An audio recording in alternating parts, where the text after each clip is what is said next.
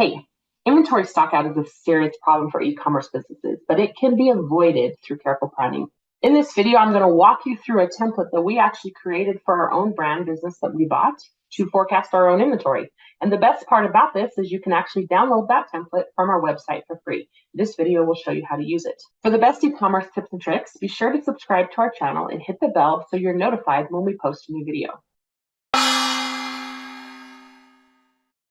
Here at LedgerGurus, we have become the industry leaders in helping e-commerce businesses build their business with better numbers. We see all the common errors and we are prepared to help you become more effective in your business. So let's dive in. So before I get started, I just want to say that inventory forecasting is kind of complex. And depending on how many SKUs you're trying to do, like there are actual tools that are designed to make inventory forecasting easier, like Inventory 4, Inventory Planner, another tool called Singularly. Like if you're forecasting like say thousands of SKUs or even hundreds of SKUs, I don't know that I would try to do this in spreadsheet form. You'll kind of make yourself crazy. Now that said, this is the template that we used to forecast the inventory needs for our last order for our own e-commerce brand, but we were only dealing with about 15 SKUs. And so as you will see when we jump into the spreadsheet, you have like a different line for each SKU and different inputs that are for each SKU because you typically forecast by the SKU. And so that was fine for like a relatively low number of SKUs. But if we were trying to do like hundreds or thousands, like there's no way we would have tried to do this in spreadsheet form.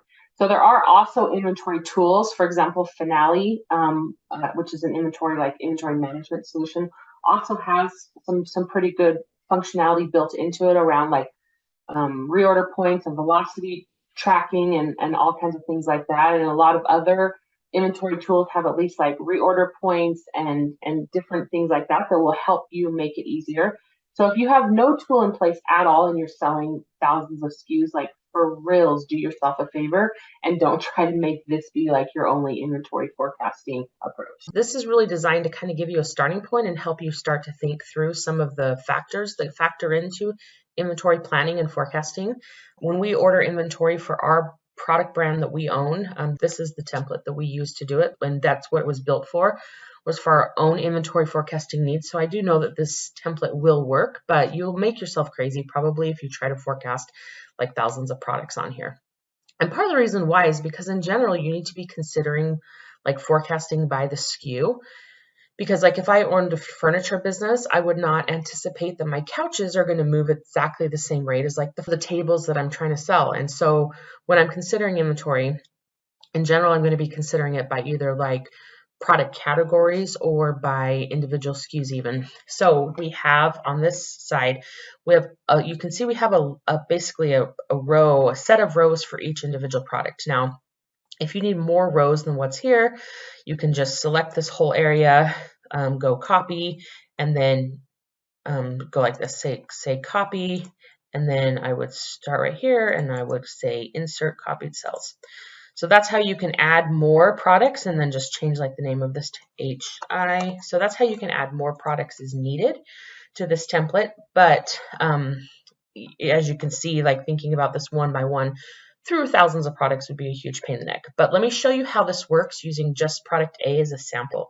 So there's a couple of fields that I want you to consider as you're starting this. First of all, if you put in the cost of the SKU, what you're likely to be paying your vendors for this, then it will help you actually calculate your expected cost for the order as well. Then if you put in here the lead time in months, it will help you like when you're trying to decide when exactly to order, and that will help a lot as well. The next thing is that this spreadsheet is designed to basically use prior year data to be able to forecast future years. Therefore, it will work better if you take the time to basically go in and enter in how much was sold during the prior year in months. This is typically a quantity of the SKU that was actually sold. That will then help you when you're then saying, we anticipate doing 20% more than we did the previous year, 30% more than we did the previous year. So this up here is designed to basically be a percentage more than the previous year. So this is basically meaning that we're doing 120% of the previous year because we're doing 20% more. So the way that this formula is designed to work is that the other thing you're going to put in is you're going to put in the beginning count. So I would do this after I have as accurate of a count as I can possibly get. Most of our clients do inventory counts at the end of December, which is why I have this green highlighted at the beginning of January, because I'm assuming you have a pretty accurate count as of the end of the year. So I'm going to come in here and I'm going to put in the beginning of January my most accurate count as of the end of December. So the way this works is I start with my beginning inventory, and then the next thing I'm looking at is what is sold during that month or what is forecasted to be sold. The other thing we recommend doing if you're trying to kind of keep a running inventory forecast is that each month that goes by, you change these numbers from what is forecasted to what is actually sold, and that will help keep your data correct and help make adjustments to be able to see what's happening in real time. So maybe in January, I'm forecasting this, but as soon as January is over, I'm actually going to go in here and I'm going to put in the real amount that's sold, and then you can see everything changes after that. And the reason why that's so important is because one of the things we're trying to look at is we're trying to look at when our inventory is going to go negative so that we can plan for that before that happens. So if you look over here, you can see that these cells are formatted to go negative, to turn red after these cells go to 0 or less. So from this point forward, you can see that we will have run out of this particular SKU. So this is what we're trying to avoid, is avoiding inventory going negative. So if you put in the actual numbers of what was actually sold, then you are getting a much more accurate reading of when it's going to go negative than if you just leave this forecasted numbers. So the next thing is what was given away or disposed of. So as you know, inventory leaves for reasons besides just revenue consumption. We might, send our inventory on marketing adventures, or we might be giving it away to family and friends, or we might have to just throw it away for whatever reason. So here you're going to be putting in inventory that left your premise for any reason besides what was sold or forecasted. This is not necessarily something you're going to be forecasting. You can if you have a pretty good feel of, like, we typically give away 10% of everything that's sold for that month. But in general, I would think that this is actually going to be an after the fact, go in and actually adjust these numbers.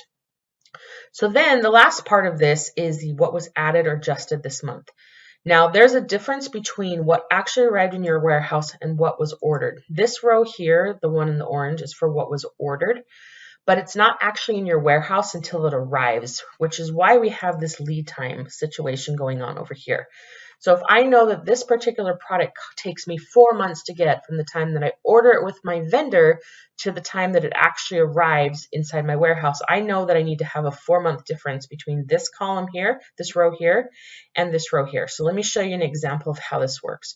So I can see over here that I am looking at being out of inventory by October, and therefore I need to have ordered inventory. Probably I need it to arrive in September if I'm giving myself a little bit of a cushion. So here's my 4-month mark here from the time that I will have ordered it, which means that I probably need to be ordering it 1, 2, 3, 4. I need to be ordering it here in May. So if I'm kind of trying to figure out how much to order, and I'm kind of trying to keep it pretty streamlined and not invest a whole lot of money that I don't have in inventory that I won't need yet, I'm probably going to look at like the following 4 months to see, maybe even 5 if I'm trying to give myself a little bit more of a cushion. So 1, 2, 3, 4, 5, I would say, all right, I think I'm going to need 201 units of this inventory in order to cover the next 5 months while I'm waiting to order again. So I would come in here and I would say, all right, that means that I need at least 201 units to arrive here in September, which means 1, 2, 3, 4, I need to have ordered it in May. So I'm going to say 201 units will be ordered in May.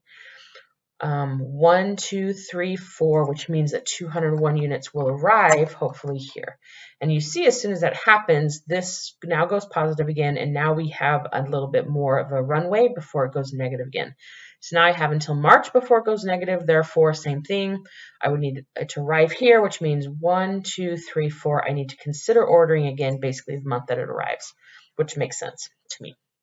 So this ending inventory balance basically says, here's what we started with, here's what we sold, here's what we got rid of, here's what arrived in our warehouse, here's our ending inventory.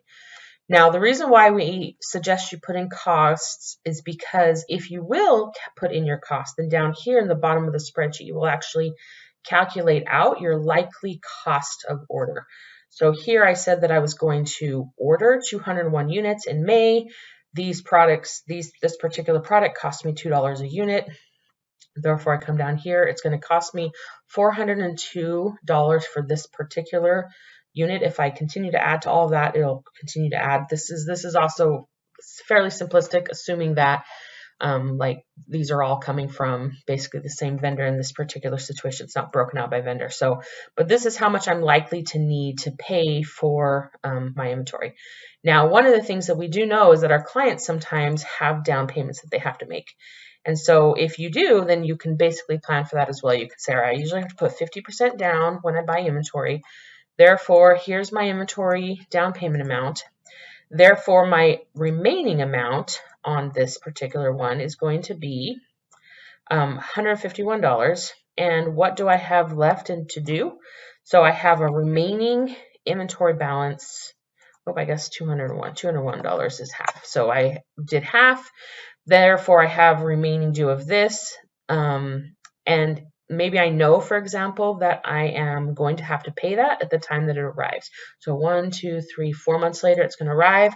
I'm going to have to pay the difference. And therefore, this will now show me like total cash for inventory spent in this month will be a combination of both remaining amounts that I have to pay plus down payments for any orders in the current month. And that is how this inventory forecasting spreadsheet works. You can download our inventory forecasting template for free on our website, LedgerGurus.com. I've included a link in the description below. If you liked this video, be sure to hit the like button, comment, and subscribe, and share it with your friends. Also, if you're interested in working with us, go to our website to see how to contact us. And if you're interested in working for us, go to LedgerGurus career page. We are always looking for great accountants, CPAs, and bookkeepers, and we have a great team. I'll see you in the next video.